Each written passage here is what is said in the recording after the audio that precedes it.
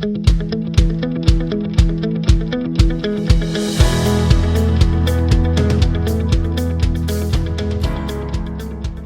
it's Jim Jacobus here with Your Marriage Matters podcast, and just wanted you to know we have a tremendous interview today with Trevor and Catie Grace Bird, a couple of folks we've known for a while, literally started off as minimum wage employees and now own the Durango Harley Davidson dealership.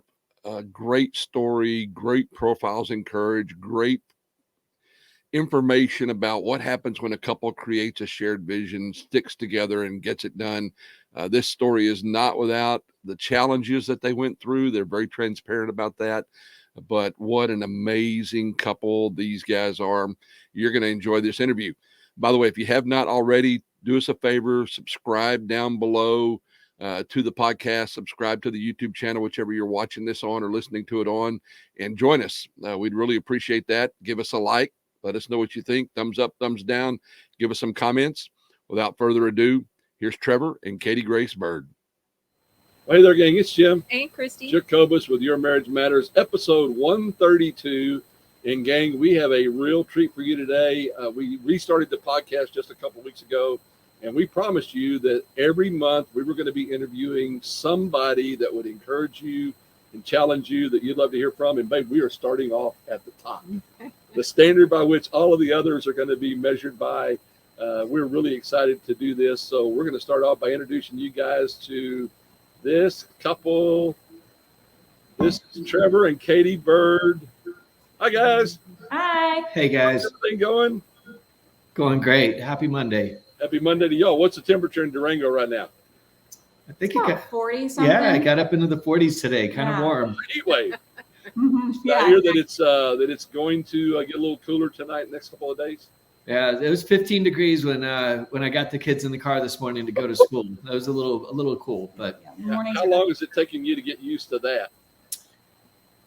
You know, the cold up here, Jim, it's way different than Texas. I mean, 30 degrees in Texas feels colder than 15 degrees up here in Colorado. So it's and fortunately Catie likes the snow, as do I. So it's been a good transition for us. Well, we had 45 degrees, humid and windy yesterday, and I bet it was more miserable than your 15 degrees was. Yeah, totally. It's probably, sounds cold and miserable. Awesome. Well, guys, one of the things, thank you again so much for agreeing to do this. What we'd like to start off with is you guys just introducing yourself to everybody. Tell us, we oftentimes call it the story of us. Share with us any highlights, how you met, all the significant events in the Bird story. So if y'all will help us with that, I'd appreciate it. Ladies first.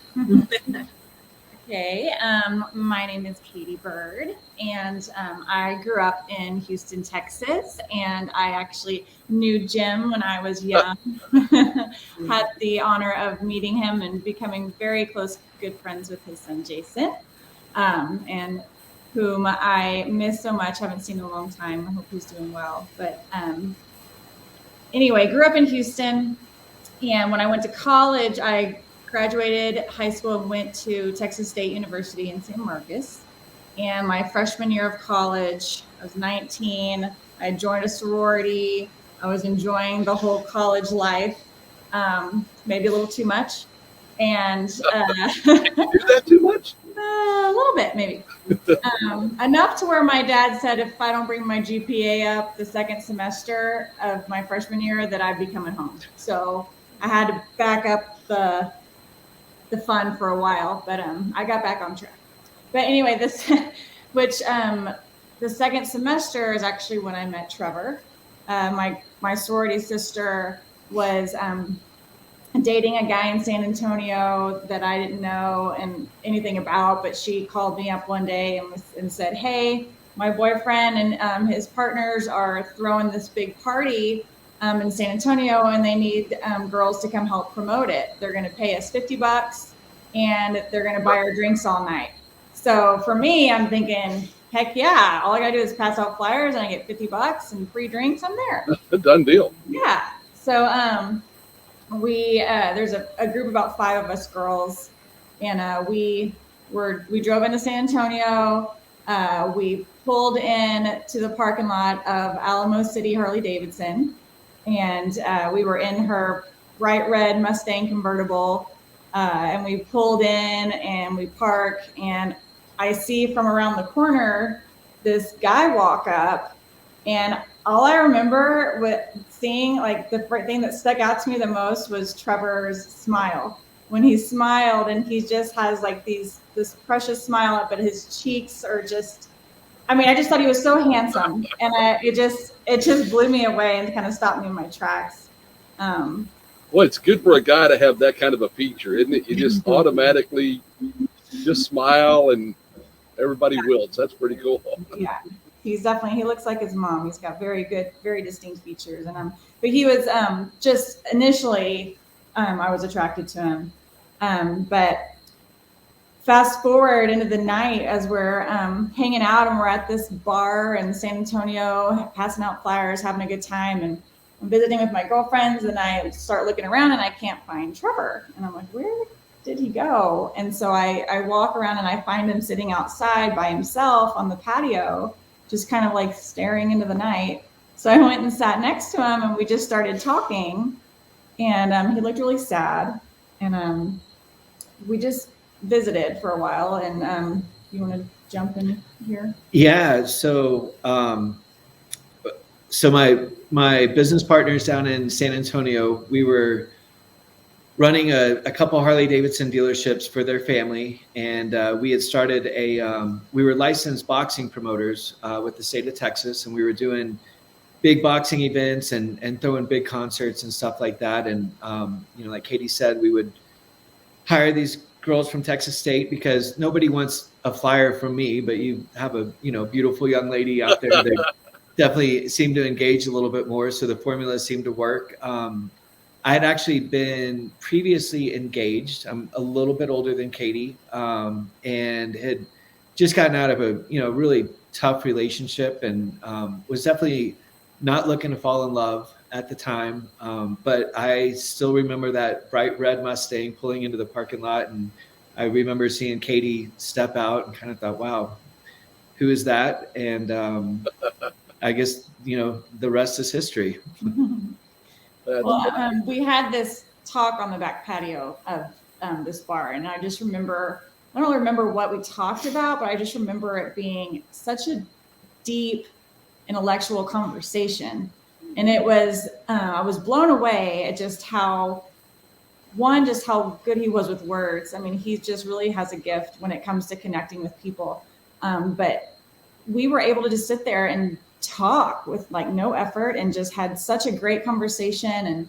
And in my 19 years, it was definitely like the most deep conversation I'd ever had with a man ever. So it was definitely another attraction right there. It was just seeing this different side to him that I hadn't seen or experienced before in anybody else. So Catie, I'm not surprised by that, because as I've had the chance to visit with Trevor only on a couple of occasions, not like or long lost friends or anything like that.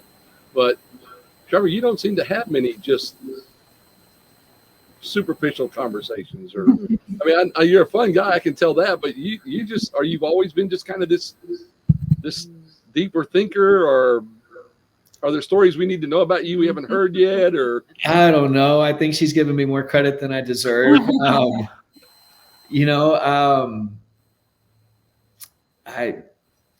don't know. I've never really looked at myself as a very deep thinker, but definitely have had an appreciation for I guess like basic emotional intelligence, and just being able to understand people and relate to people at whatever level they might be on, and just try to connect with people. I mean, the world is full of such a diverse and amazing group of human beings. And I think when you look at people as being able to learn something from them, and keeping yourself open, that we don't know it all, and that with the open heart and an open mind, you can always learn a lot. And I guess that's just kind of a approach to life that's seemed to serve me pretty well.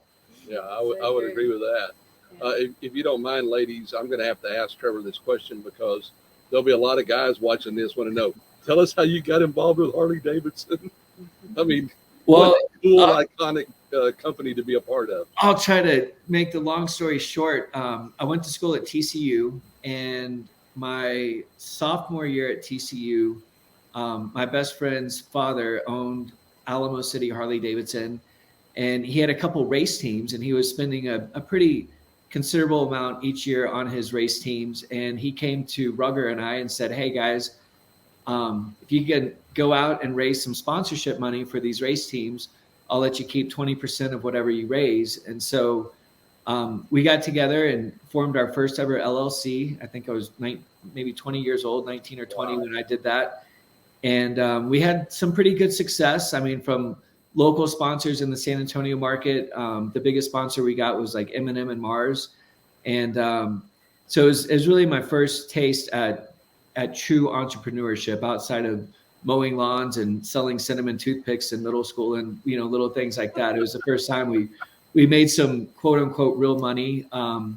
I graduated in '99 from TCU with a degree in marketing with the international emphasis. And then was really trying to figure out like, where do I go in life at that point? And in '99, you know, .com was still big. And I got an opportunity to go into software development, and I really was pushing to go back. I studied in London for a summer when I was at TCU and had a really big desire to go back to London and work there. And I got an offer to join a software development company that was planning to open an office in London. And I did that for a few years. And, you know, I learned a lot. I got to travel a lot. I got to see a lot of the world. But I also quickly learned that corporate America just wasn't for me. And it's interesting, Jim, because growing up, my dad was a small town family practice physician, and the word motorcycle was never even allowed to be mentioned at my house. Like, you know, riding a motorcycle was never even something I thought of. But when I met my friend Rugger, I remember going to the Harley shop in San Antonio, and it just blew me away because you would have the local county judge, the mayor of San Antonio, the local sheriff, and then you'd have the banditos and all these outlaw guys. And one thing I've always loved about Harley Davidson is it doesn't matter if you're the CEO or the janitor, if you're the outlaw or the guy in law enforcement. When people were at the Harley shop, everyone was happy. I mean, the employees, the owners, I mean, you're sitting there and Harley Davidson, it's such a lifestyle brand, right? It's freedom, it's adventure, it's independence. And it also, to me, was kind of like the great equalizer. Like, if you were in that shop and you were talking about motorcycles, it didn't matter who you were, where you were from, what your status was. You know, everybody was treated with the same respect. And that always stuck out to me. So, you know, a few years into my corporate career, I guess it was 2002 is when things kind of started to tighten up in the technology and e-commerce spaces. And I had just got promoted to senior consultant, and my business coach at the time said, well, let me take a step back. The company sent out this memo and they said, look, we're going to offer these voluntary resignation packages where you get paid for like 6 months and you get benefits for like a year, and you get a resignation bonus, not a signing bonus, but a bonus to quit. And if we don't have enough people sign up for this, we're going to have to go through layoffs. And my career coach at the time called me and he said, look, buddy, hang in there. We got this. Don't take this resignation package. But I had been on what they call the bench for a little bit, where there wasn't any new clients coming in. I wasn't working with a client at the time. And it was the last day to take up this offer. It was, 4:45 on a Friday. And I was sitting in my loft in downtown Dallas, looking out at the skyline. And I just pictured this group of executives in this boardroom and my name on a whiteboard and these people making a decision about my future. And I couldn't handle it. And so I decided to send out an email to the entire company. And I quoted Jack Kerouac's On the Road. There's a quote in the beginning of the book about the only ones for me are the mad ones, the ones who are mad to live, mad to die, desirous of everything. And it went on and on. And I quit. I quit my job. I didn't know what I was going to do. Stayed up in Dallas for a while, ran up a bunch of credit card debt, and then finally decided it was time to move back home. and was hanging out with my buddy, Rugger, and his father. And his dad looked over at me one day and said, "Hey, while you're waiting to get a real job, our companies here are growing. We've got all these new programs we're trying to bring online, and I need some help. Why don't you be the assistant to my assistant," pointing to his son at the time. Mhm. And, the first couple months I was working with them, if I was lucky on a Friday afternoon, if the beers weren't flowing too fast, I got $400 a week, which was a pretty big step down from, what I was making in corporate America. And I decided I really loved what was going on with Harley Davidson. I started riding. I got into the lifestyle, really found a passion for riding motorcycles. I went to the dad and I said, "Hey, I was making this much when I was working in corporate America, but I'm only making this much working for you." And he said, "I don't care what you were making there. Show me what you're worth and I'll pay you what you're worth." What a great message. It was a great message. And I busted my butt. And by 2008, had become general manager of the stores. At that point, we actually had 3 stores. When I came on board with the guys in 2002, we grew the company from just over 12 million with 1 location. And by 2008, before the big crash, we had 4 locations and we were doing over 60 million in revenue with 120 employees. So Wow. at that young of an age, to be involved in scaling a company to that level was just a priceless experience, and one that I will forever, ever be grateful for. And then by 2013, I'd become a minority partner in the dealerships. And then in 2016, the motor company came to us and said, "Hey, we'd like to help you guys get your own shop." And I can continue from there. Well, I'll tell you what, I want to put a pause on that because we've got a couple of kids and some dogs in this picture here. And I've met the kids. I've met the dogs. Tell us about Reese and Millie. I mean, how old are they now? Tell us a little bit about all of that, because they are 2 really cool young people. Tell us about them. Thank you. I happen to agree. I thought you would. I think they're the best in the world. Our daughter Millie is our oldest. She is 11, going on 30. She is an old soul at heart, always has been. She's follows after her father in the way that she's really deep and really good with words. She can express herself as an 11-year-old better than most adults I know. I have met her and I would 100% agree. Yes, she is very, very smart young lady, and she's incredibly, she has an incredible soul. She's got a very deep connection with Christ. Yeah. Her faith is amazing, and she pushes me to want to be stronger in my faith, and which is incredible. Yeah. She's a bright light for sure, and she's a awesome kid. And let's see, our son Reese is 9. And he is a true 9-year-old boy. And he's so much fun. He is just a joy to be around. He is full of energy and laughter. Oh my gosh, that kid makes us laugh so much, which is funny because Trevor and we're not really funny people. Like I can't just crack a joke, but Reese can have us on the floor laughing all day long. So God knew you guys needed that in the house. Absolutely. So he definitely brings the lighthearted nature into the house for sure. And wow. Yeah. And you were telling us earlier, but share with everybody, these guys are into all kinds of stuff, right? Oh yes. Yeah. No, they're hard to keep up with. Right now in the winter, our son is on the snowboarding team out at Purgatory Ski Resort just outside of Durango, Colorado. Our daughter is on her 2nd year of being on the ski team. Both of them started skiing when they were 3 years old, when we were still living in Texas. But, I'd always see those little kids going down the slopes and you're like, wow, what a cool little kid. And it's really bizarre to, see our children having grown into that and have really embraced the whole Colorado lifestyle. They both are in soccer. They're starting aerial acrobatics. It's almost every night of the week. It's something that we're taking them to or picking them up from, but it's great to see them be that involved and that active and just, being able to challenge themselves and step outside of their own comfort zones. And prove to themselves that they can do things that they, at one time might have thought impossible. Right. Mm-hmm. So Trevor, I have a little different experience. When I would be skiing, and we haven't done that in a while, but even when we were, and those little rugrats would go blowing by you like it was nothing, they used to frustrate the heck out of me.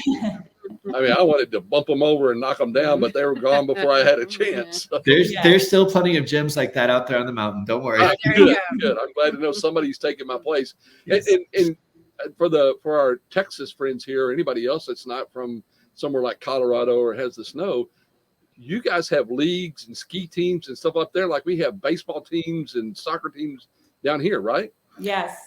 So you have to travel to the different. Yeah.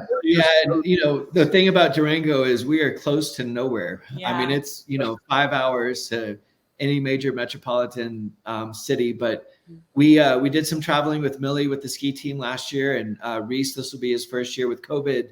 They didn't have any snowboarding competitions, but they're hopefully, fingers crossed, coming back online this year. And we definitely try to support the kids and get out and travel to a few of the different competitions. And I mean, it's a big commitment, not just financially, but I mean, Millie every Thursday night for 2 hours has a nighttime ski practice under the lights it's called Chapman Hill here in Durango. And then every Saturday from 9 a.m. to 3 p.m., those kids are up on the mountain and putting in the work.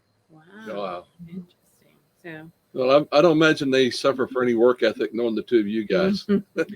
I'll tell you, they work pretty hard. Our little girl, she's been doing a lemonade stand in conjunction with the motorcycle rally that Catie and I took over about a little over 4 years ago. And she not only tithes 10% of the money she makes, she donates all of her tips. She picks a different nonprofit every year to give all of her tips to. And that little girl has got a savings account with about $500 in it. She's got her own checking account and check card at 11 years old with $100 on it. And it's really interesting between the two of them, when they do their chores, our son, he wants they call him V-Bucks for his little Nintendo where he can spend money on his Nintendo. And our daughter is like, no, Dad, I want the money and I want you to take me to the bank and put it in my bank account. And wow. I mean, she's just a little saver and, she is so responsible with money. Yeah. Our son, Reese, we love you, but we're still working with teaching him a little bit more of the financial, kind of responsibilities that come along. But the fact that every dollar that's in those accounts is money she's earned. It's not money Catie and I have given to him or anyone else has given them to them. And, in the process too, they've learned about creating a business plan, about cost of goods, about paying rent and just, at that young of age, we're really trying to expose them to all the ins and outs of running your own business, even if it's just a lemonade stand. Such an important life skill because there's so many people and it's not just young people who struggle with financial smarts. What a great gift you're giving them. Yeah. Absolutely. I didn't have that growing up. I did not know anything. I didn't know some couples watching this and one of them's elbowing the other one going, see, you can do that. It is possible. It is possible. Yeah. Well, it's nice when you have, as Catie said, an 11-year-old going on 30. That certainly makes it a whole lot easier. She does. Yeah. Yes. But just to fill in the gaps, guys, you guys met at the opportunity for Catie to pass out flyers. Right. And y'all dated. And then how long have y'all been married? And when did y'all get married? So we dated off and on for about 5 years. Okay. The age difference kind of threw Trevor off for a while. So yeah, he kept trying to run away and I kept pulling him back in. So by the grace of God, she never gave up on me, no matter how many reasons I gave her. But I'm 7 years older than Catie. And, when she was 19, you were 26. Yeah. And when I met her, I was kind of under the impression that she was 21. Yeah, we won't have to go too far into detail there, but when I found out she was 19, I was kind of like, well, I'm not really sure if this is going to quite work out. So the first year and a half, it was a little bit on and off again. And, you always want the things you can't have, right? So finally she got tired of me, not being able to make up my mind if I was going to be in a relationship and said, enough's enough. And I really knew I had fallen in love with this girl. And that is what scared the hell out of me because I had my heart broken and Yeah. I wasn't ready to go down that again. But there was something about Catie, her faith, I think, was one of the biggest things that attracted me to her. I mean, her values, her love for her family, but is really her love for Christ and the non-negotiables that she had in her life that weren't necessarily really strong in my life. And so, on her 21st birthday, I begged and begged and begged that she would let me take her and there's a group of her girlfriends to Vegas. And that was really for me when we went to Vegas. And, I noticed that there's a lot of distractions and shiny objects in Vegas. And the whole time we were up there together, I couldn't take my eyes off of Catie. And I just knew that God had brought her into my life for a reason and that she was the one. And so when she was 21, we really got serious. And then how old were you when we got married? 24. So yeah, a few years later, we got married, and we just celebrated this past November our 13th wedding anniversary. Mm-hmm. And it's been a heck of a ride. I mean, there's been some good times and some really dark times throughout the marriage. And I think our faith has been the one thing that's really allowed us to get through those dark times together. Yeah. Wow. Well, so let's go back to Harley Davidson and tell everybody the story. I mean, Trevor, you shared it with me. Catie, you shared it with me. I just can't wait for everybody to hear. How did you guys go from Texas to Durango? Fill us in on all the steps that took place there and kind of how you guys made that move. Yeah, so I'll start and then I'll let Catie fill you in with the good stuff. Like I had mentioned earlier, in 2016, Harley Davidson Motor Company had approached me and said, "We want to help you with some financing to buy your own dealership." And it was a really scary thing. I mean, we didn't come from a family with a lot of money, and it wasn't, it wasn't something financially that made sense for us at all. But I have to say, it's a huge honor that the motor company came to Trevor and sought him out and said, "We believe enough in this man that we want to offer him some financial help to get him his own shop." So he's created some amazing relationships at the motor company over the years. And so, sorry. And relationships, that doesn't just happen. I don't think it matters what business you're in. It's all about relationships and being able to be honest, be vulnerable, be transparent with people in leadership positions really is what allowed us to make that leap. We were looking around, obviously Texas. I mean, we were both born and raised in Texas. The day that my Texas driver's license turned into a Colorado license, I felt like a little piece of me died. Yeah. But I had a good friend in the Dallas market who was a little bit of an older gentleman, and he hit me up and he said, "Hey, I've heard that you're looking for a shop. The dealership up in Durango, Colorado is for sale. It's top secret. The current owner's in his early 70s. He's looking to retire." He goes, "I think it's a dream opportunity for somebody. The real estate's way overpriced, but if you can make the business model work, you can make it work." I couldn't even point on a map. I had no idea where Durango, Colorado was. So true. We had no. I'd been to Denver and I had skied in Steamboat Springs since I was a little kid, but it was all what they call front range, right? Yeah. So the western slope, and these are all terms that we've learned throughout the years of living in Colorado. But again, no idea where Durango was, but they had an airport, so that was a bonus. That checked one of the boxes. And it was December of 2016, and I said, "Catie," I said, "let's fly to Durango." And we came up for just one night, right? Or one or maybe 2 nights at the most. But I think it was one. I think it was only one night. And we flew in and we came and we met the owners of the dealership and took a tour, and it was pitch black, and it was after hours. We couldn't really see anything. But the wife of the previous owner, as we were wrapping up the meeting, she said, "I don't know what God has planned for you guys, but I'm going to pray for you that he will show you the right path." And I just thought, my faith, and I'm going to take another step back. In 2013, I decided I had become powerless over alcohol and had quit drinking. And in 2013, a lot of big things happened. One, my relationship with Christ took on a whole new meaning. I joined a group called C12, which is a group of business owners that believe that God owns their business and that the whole mission of the business is to share his love and his hope with everybody that walks through the doors, the employees, the customers, all the stakeholders.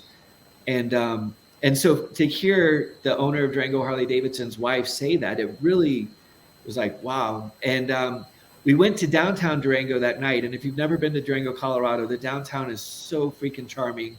And it was Noel night. We didn't know that this is only one night a year it takes place, but it was snowing, just a light little snow. And on Noel night, all of the downtown merchants, they're outside and they've got these great setups, and Santa Claus is on the stagecoach going up and down Main Street. And we're like, it was like a scene out of like a Hallmark movie. Hallmark movie. It was just magical. It was cool. So I took Catie to dinner and I told her, I said, babe, this is the one. And she started crying. She said, what are you talking about?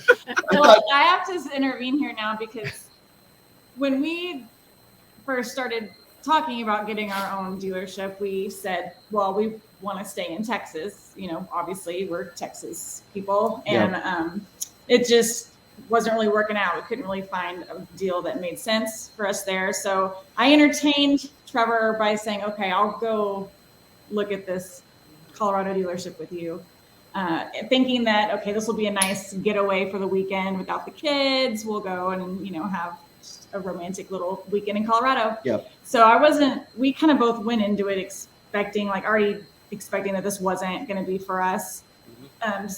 Also because the dealerships that Trevor was coming from were really large dealerships and would sell like over 1,000 units a year, where this dealership in rural Southwest Colorado maybe like at 100 a year. We were selling very different. We were selling almost 1,800 motorcycles a year between the two shops in Texas.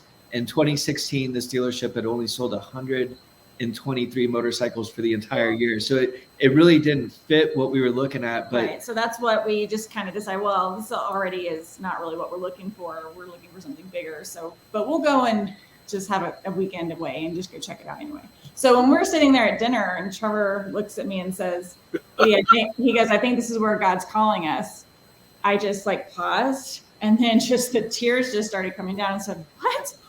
Wait a minute. And then everything just started, coming to my head. You want to take me away from Texas? I'm going to leave my family. I've never lived more than 3 hours away from my mom. Like, this is what I was just like, no.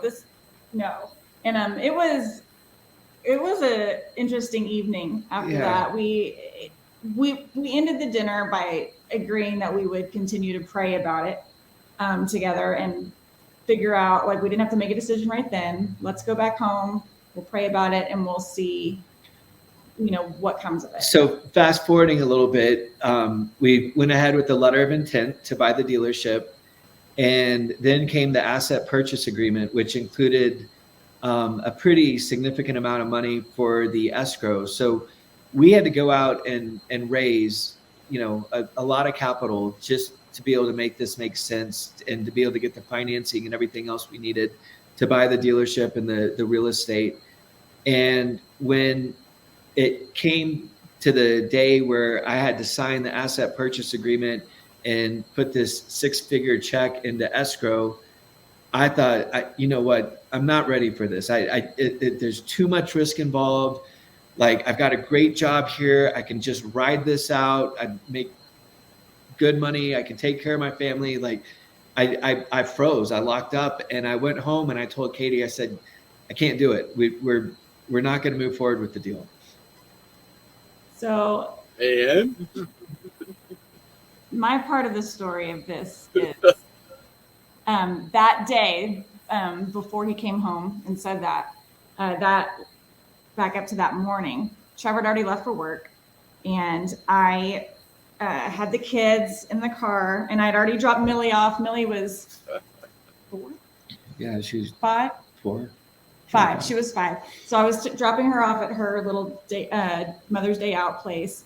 And after I dropped her off, little Reese and I went to visit a girlfriend and met her for coffee. And she is a friend of mine who is a mom herself and has 6 kids. Her oldest at the time was in her late 20s, and just wonderful family, sweet family. And so I respect this friend so much. So I asked her for coffee, to ask her to pray for us.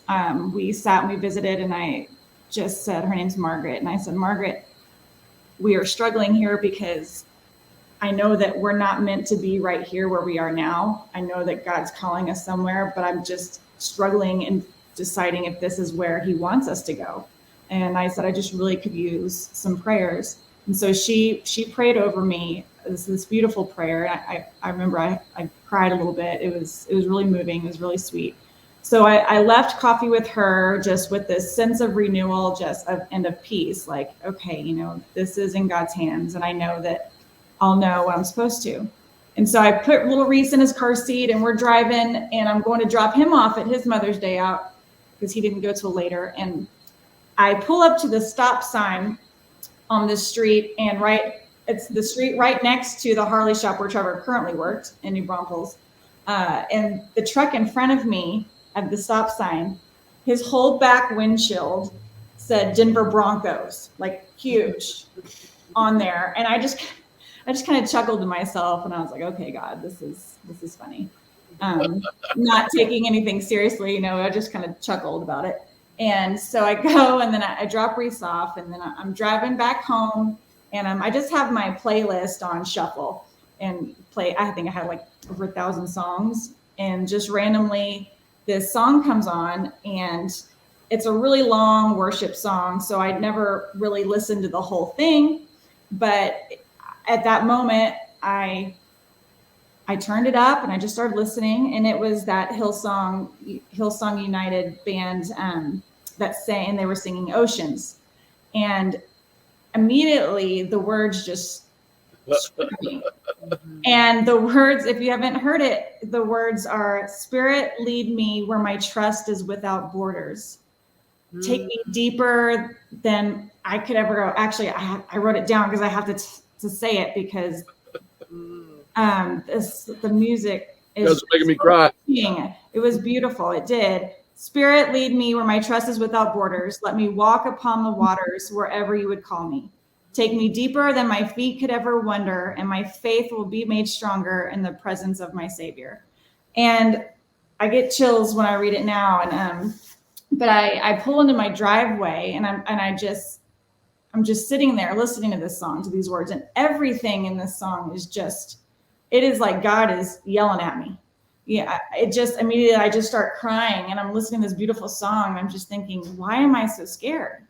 Why is this such, why am I so worried about what's making this change? And I'm sitting there and I'm just praying while I'm listening to this song, and the words are just touching me so much. And God often speaks to me through music. That's where I feel like I hear him the most. So I've never heard him more clear than in that moment. And it was just such a beautiful moment. And I'm just sitting there praying. And this is funny. While I'm sitting there crying and praying, I'm looking up, and I'm sitting in my car, and on my visor, I have like my CD holder, right? With all the CDs, those things that we used to listen to, CDs. And I remember looking at it going, I haven't listened to these CDs in forever. I should just take this down. So I take down, I'm trying to take off the CD thing as I'm sitting there crying. I don't know why I felt compelled in that moment to take the CD thing down. But it was very, very strange timing for that. But when I pulled it off, this little square sheet of paper fell in my lap. And I'm like, what is that? Like, when did I put that up there? What is it? And I look at it, and it's got these words on it. And this is what it said. For I know that you are able, you are gloriously capable to lead me where I can't see. I trust you more than my own feet to follow where you're moving me. Let your spirit make me brave. You are able, you make a way. And like, I get chills. Every time I read it, I just get chills. And it now sits in this is a picture of a little frame at my house, in our living room. So I see it every day. But if I wasn't crying hard enough before, I was just uncontrollable at that moment. I don't know where that came from. I don't know. I mean, I must have put it there at some point. I don't I have no recollection Wow. where that came from. So from that moment on, I never questioned that we needed to leave and go. Yeah. It was to the point when I told her I was out and we're not doing it together. She's like, no, you're not. like, we're We're going to Durango. Go sign that paper, put that check in the escrow account and figure it out. It was like, Wow. okay. Yeah, it was clear as day.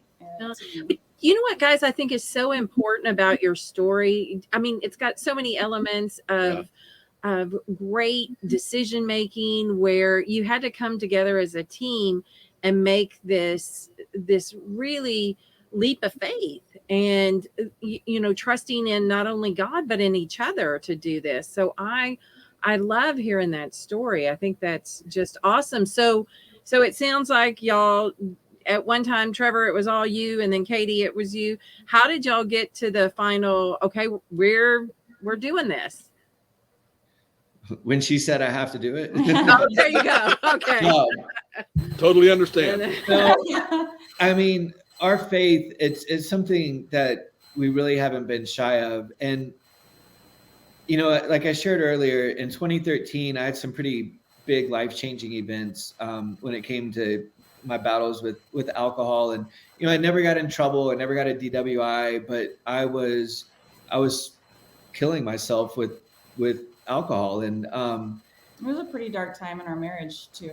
Yeah. I mean, I'd lost her trust, you know, oh, I'm not drinking, but I really was drinking. And it was a really, really, really hard time for us. And, you know, I accepted that if I was going to quit drinking, it had to be for me first. I can't quit because she wants me to. And I got to that point.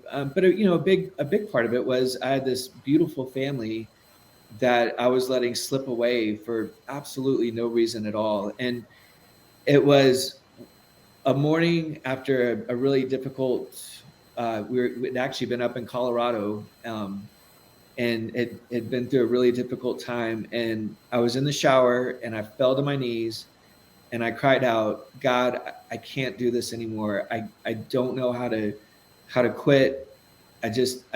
Please take this burden from me. And I got out of the shower and I Googled AA meetings in New Braunfels, Texas. And being born and raised in a small town where, you know, my family was well known, I was running the Harley dealership. It was honestly a really humiliating point and very humbling, but it was humiliating to go, am I an alcoholic? But I knew I couldn't quit on my own. And I had accepted I was powerless over alcohol, which is the first of the 12 steps of AA. And I told Catie, I said, hey, I'm going to go to an AA meeting. And she's like, sure. It's like, just whatever. You know, we were at that point.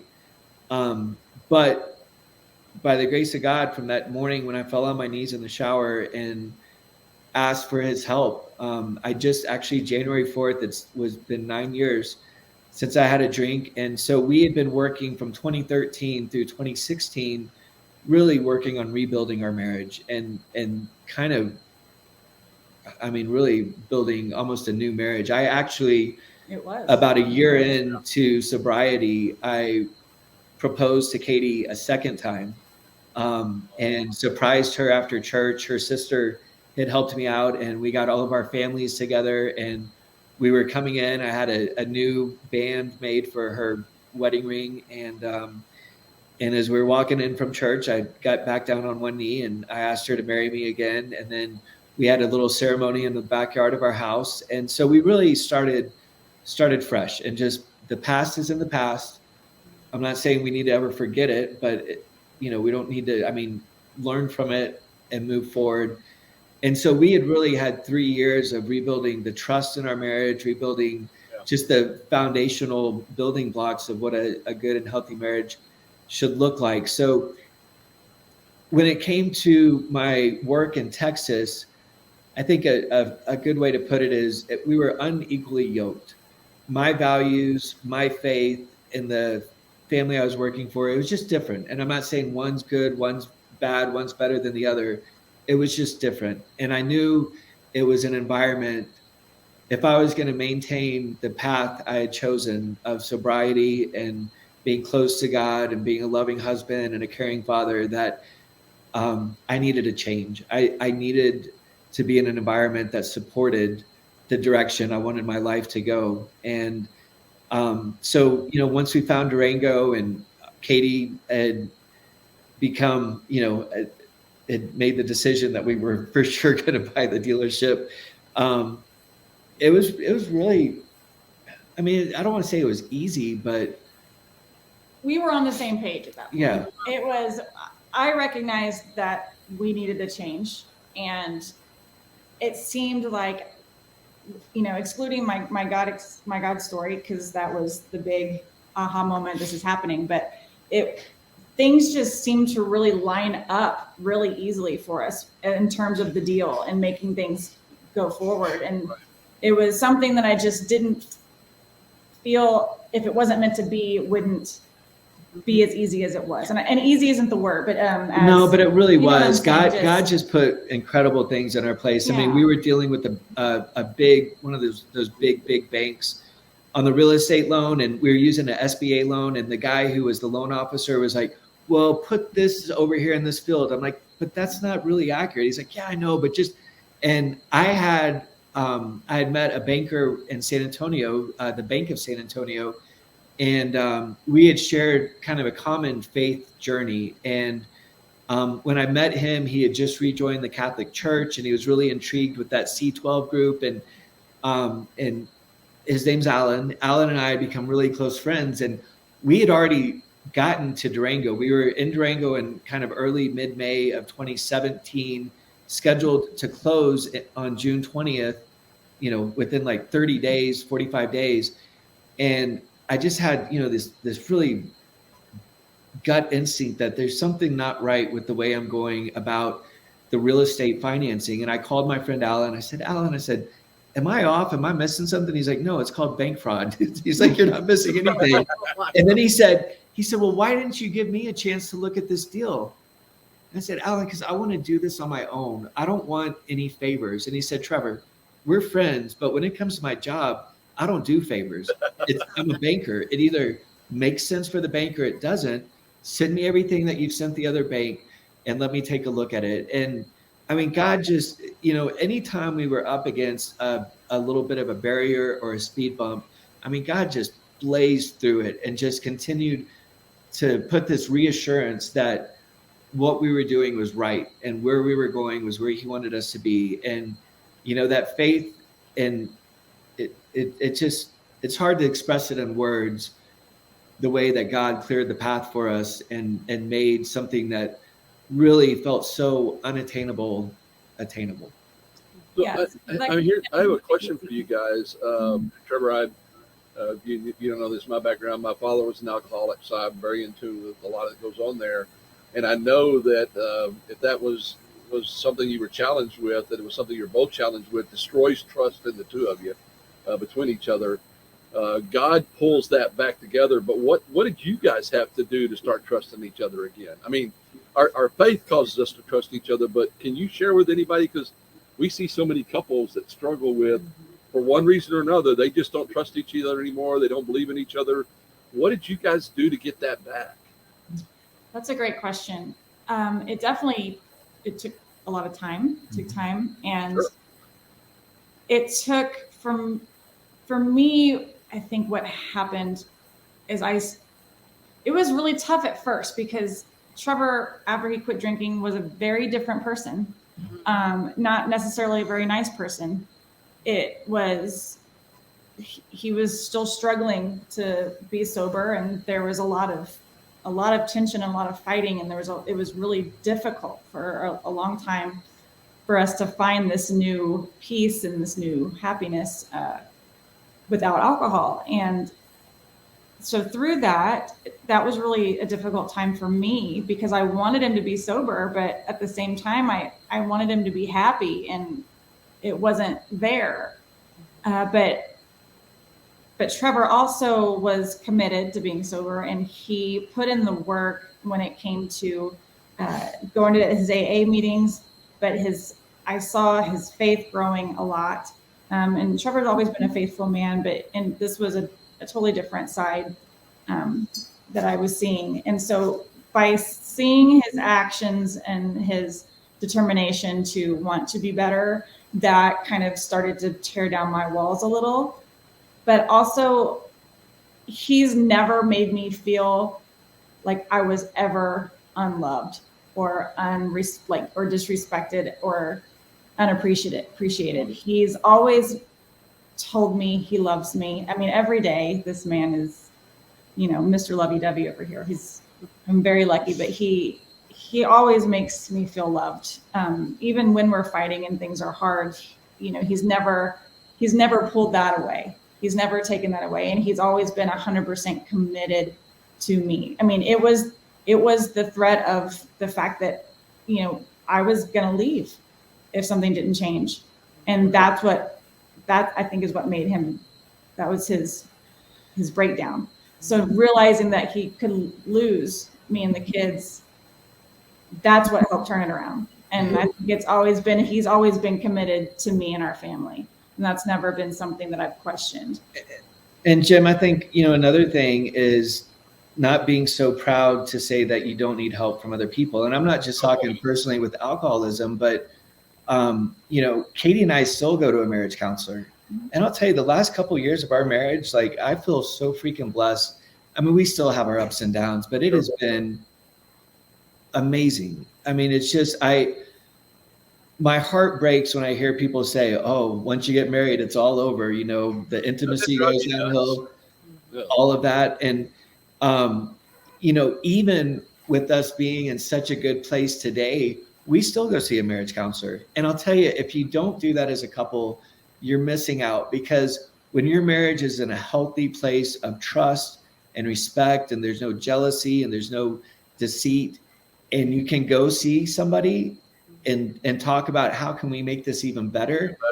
It's amazing what we've learned just with simple communication. I mean, just communication around intimacy, around anything. I mean, being able to understand each other and being able to understand our past and how things from our past impact who we are today, and being able to recognize that and then work through that individually to be a better spouse and to support and love the other one. I think it means so much. And I don't know a better investment to make than investing in your marriage and working on your marriage that way. Yeah. And the first time we ever went to a counselor was during this time when he was newly sober, and, it was relearning who he is as a person and what our marriage is going to be like, and how we can rebuild those walls of trust. And so he also agreed to go see a counselor with me at that time. So that was just another thing of, he put in the work and he really tried hard. And I think that's, for me, I feel like that's the only way to really build trust is to, put in the work, improve you're worth it. And one thing, when you're not being completely honest with your spouse, when there's deceit, no matter how small it might be, for me, and I'm only speaking from my experience, but I would project those insecurities to Catie and make her feel like she's doing something wrong. When in reality, I was dealing with my own demons. And being able to recognize that, even being able to say it out loud right now, it did take a lot of work. But, this woman has never given me any reason to not trust her. I mean, she is the most loving, faithful, supportive wife in the world, in my opinion. And she deserves the very best. And that's what I've always wanted to be. And it took a little bit of time and it took a lot of prayer, but I'm just so grateful for where God has led us and in this journey, leaving our family, leaving our friends, leaving our support groups and stuff that we had in Texas. And there was a lot of that, and moving to a little town of 18,000 people that's surrounded by mountains and Indian reservations. It was a huge leap of faith. And really, I don't want to speak for Catie, but the first couple years were really tough for her. She had an awesome tribe of women in New Braunfels that Still have them. still has it. Yeah. Still goes in Never season. go away, do they? But, you know, it was tough. And we've been, you know, again, really blessed when you talk about how God just kind of shows you the way when you open up your heart and your eyes to him. Our church here in Durango, St. Columba, has been a huge cornerstone in our entire experience. I mean, Catie serves on the parish council. Both our kids go to school there. I serve on the finance committee. We host a small group. I mean, it's really become a huge part of our Durango experience. And, you know, without that, it could have been a much different story if it wasn't for St. Columba. Well, and you know what, y'all, there's so much of your story as you're sharing it. I know that people are going to use this, the pain that y'all have gone through and all the experiences, y'all will be a light to other folks, because there's so many times that I see couples who think it would be easier to quit. The challenges are too big. The mountains are too high, that they just think it's easier to quit. And I just think, you know, what you've worked through and what you've learned through the whole experience is going to be a testimony for others around you, and probably the most impacted by it. And I'll always tell couples this when I'm working with them, is the importance of the lives that y'all have lived for your kids. Yeah, that is just, that's going to be an awesome story for them to have seen and witnessed. Yeah, Agreed. so that actually that kind of leads me. I mean, I know both of your hearts, and we've talked about this in the past, but we're of the belief system that it's this common goal, this common shared dream, this common thing that knits us together and allows us to go further.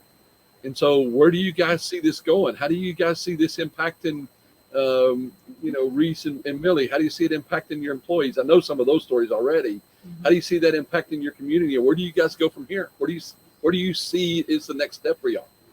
You know, when it's easy to say that this is God's company and we're going to honor and glorify him. But a couple of years ago, I really felt the Holy Spirit going, you talk a good talk, but when's the last time you prayed with your team?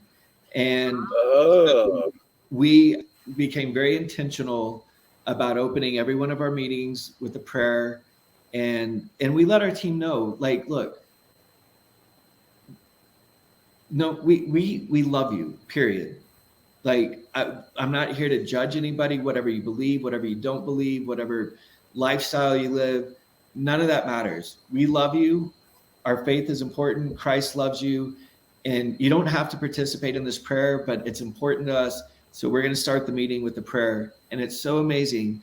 Every Friday morning, you look around and every man and woman on our team is sitting there with their heads bowed and joining us in prayer. So, you know, that to me, being able to make that type of impact on our employees has been great. I think our impact with the community and with everything that Catie has done, has been really amazing. The kids, obviously that's, I think the most important to us is one, that they know Christ, two, that they know their mom and dad love each other unconditionally, three, that they know life isn't perfect. Like, it's going to continue to throw you curveballs. And we've had a pretty good run the last couple of years, but you just don't know. You don't know what's around the corner. But, we feel really fortunate. We, in 4 years, have more than doubled the revenue or the size of the business.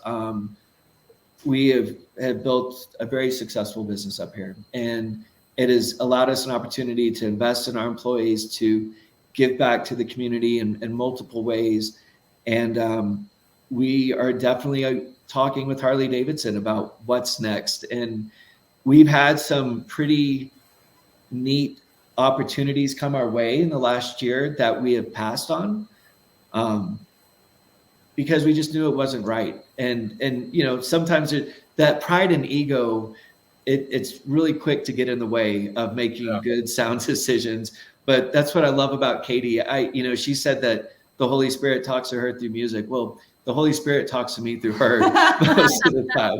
So I try to listen. So and kind. We definitely want to grow. We opened up a new retail location last year in Silverton, and we decided after a year of operation that it wasn't right. And it's hard to go, we failed. Well, and we didn't fail. I mean, it made money, but it just wasn't. It wasn't, the money we were making was not worth the stress and just the extra work that it was putting on our team.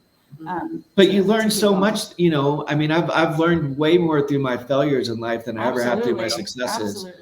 Absolutely. So, you know, when the time is right, we definitely want to continue to grow our footprint in the Harley Davidson world. I mean, I've worked with Harley for 20 years, almost 20 years now. And it's kind of all, I don't want to say all I know, but it's what I'm passionate about. It's what I love.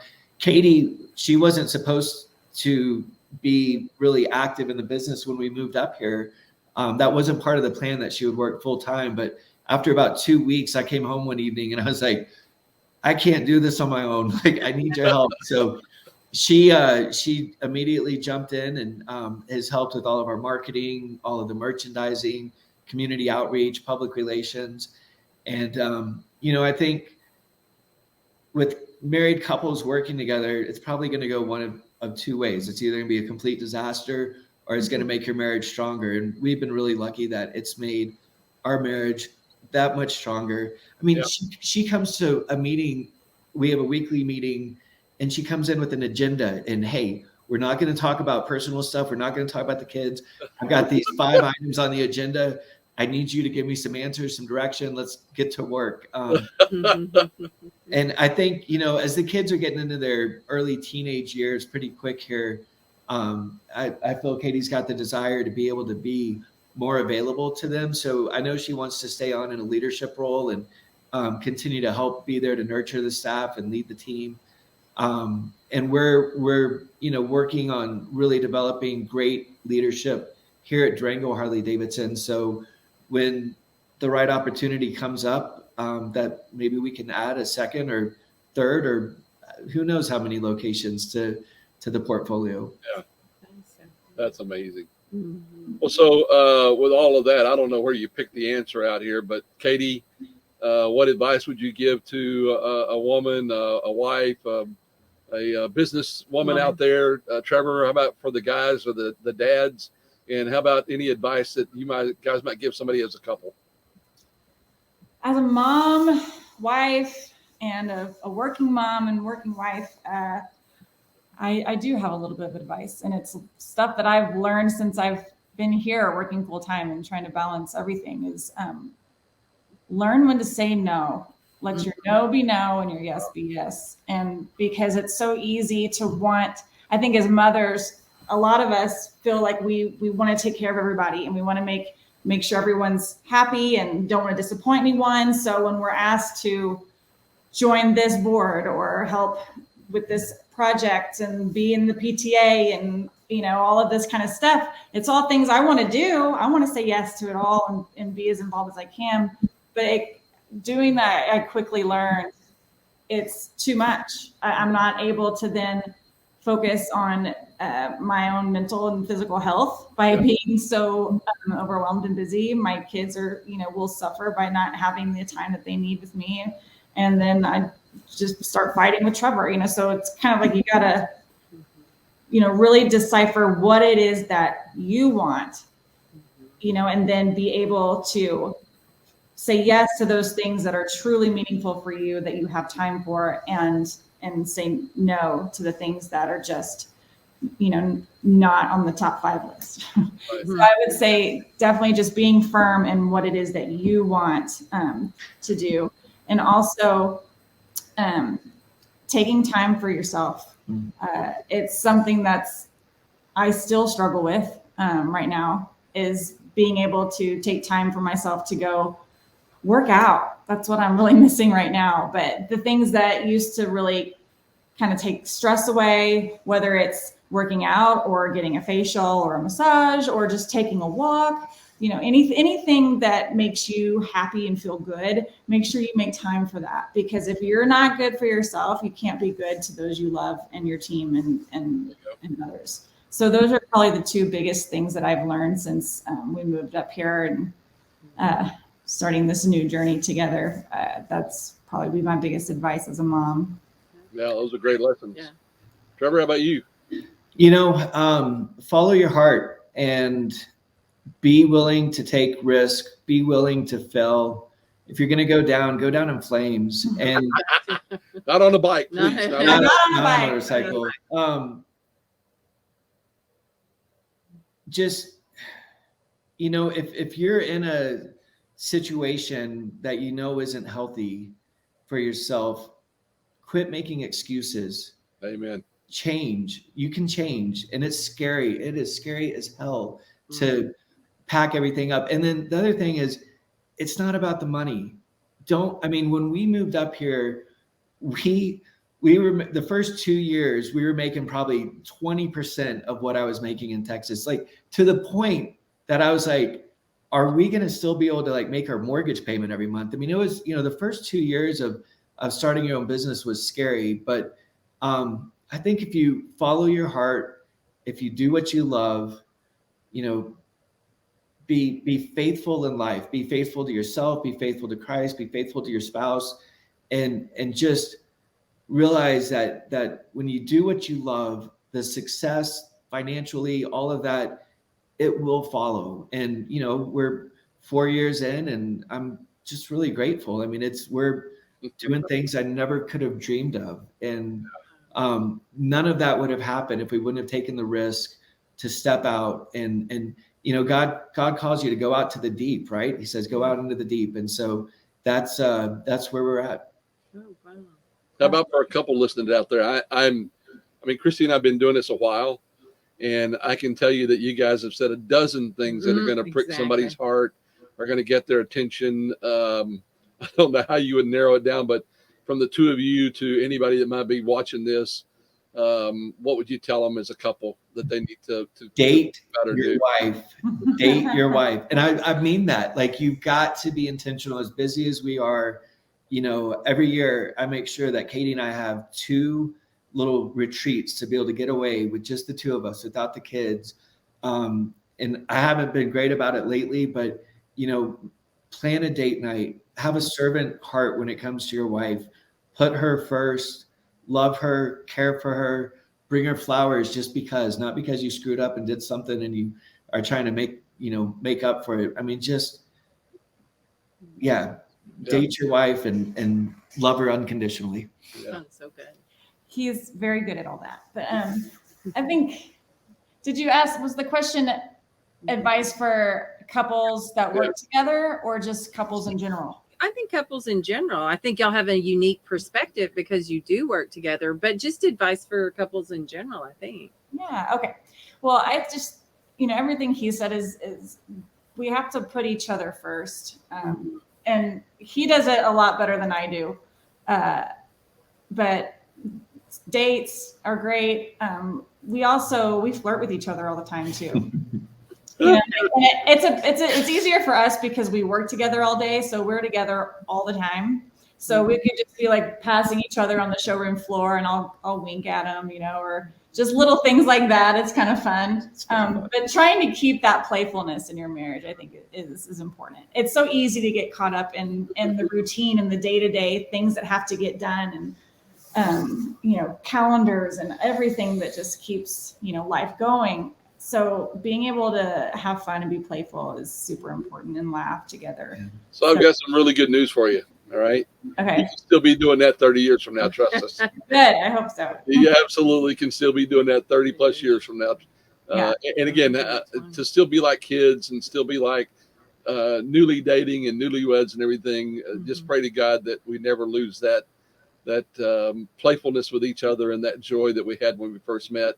And know that joy just gets deeper and deeper and deeper as time goes on. So absolutely. And one more thing is, I think something that recently in the past couple of years that has really been great for Trevor and I, through our counselor that we see once a month, she encouraged us to start doing 20 minutes of intentional time together every single day. Yeah.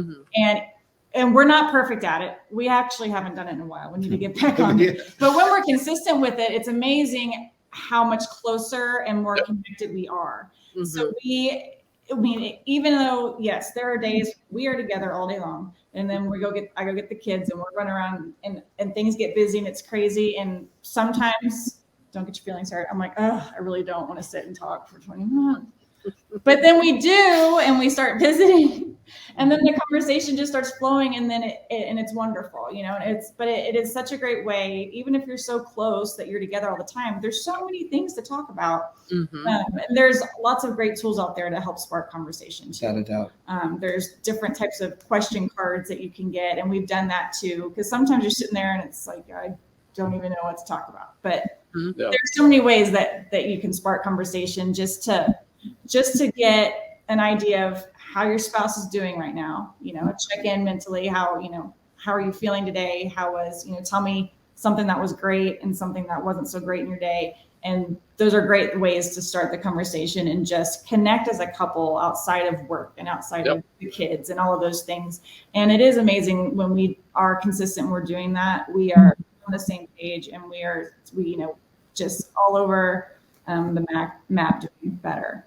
Isn't it surprising how many times you can ask something like that and one of you will answer and the other one will go, I had no idea. Exactly. As much as we spend time together, I had no idea that was going on. Thanks for sharing that with me. Absolutely. Yeah. Yes. So that's another advice I would give. Well, guys, such great wisdom, so many great things. I know that there were elements of this that somebody would listen to because they're struggling with making the major decisions that you had to make. And it's difficult on a marriage to go through, life-changing decisions. And then the dark times that you come through and you get to the other side and you know that things are better. And then the advice that you share, I always tell people they should have conversations that don't focus on the 3 Ps, parenting, problems, or priorities. In 2020, we added politics. That's a good one. But we don't want to, have all those problems, to see your spouse as your friend, your partner, your co-conspirator, your adventurer. All that can be so important. And just thank you guys so much for all the wisdom that you shared. I know you're going to touch tons and tons of people, not just through this podcast, but who you are as people, in your community, as entrepreneurs, all that stuff. So thank you guys so much. Well, Catie, I know you know this, and Trevor, I want you to make sure you hear it too. We love you guys. We appreciate you, and we will always be here for you, no matter what. If you guys ever need us or anybody needs us, we'll absolutely be available to them. And again, thank you so much for your time this evening. We love you, appreciate you, and I can't wait to see what happens with this information, and I really can't wait to see where you guys end up next and all the things God's going to use you for. So we appreciate you, and thanks for your time this evening. It's been an honor, Jim. Thank you so both. much. You bet. Okay. Well, hey, gang, thanks for joining us this evening. We really appreciate you. You can find this particular episode both on YouTube and on iTunes or Spotify, wherever you get your podcasts. You can also go to yourmarriagematters.com/132, and you can get it there. We'll put a bunch of this stuff in show notes for you. We'll also put how you can get a hold of Catie and Trevor if you have any questions for them. So thanks so much for joining us.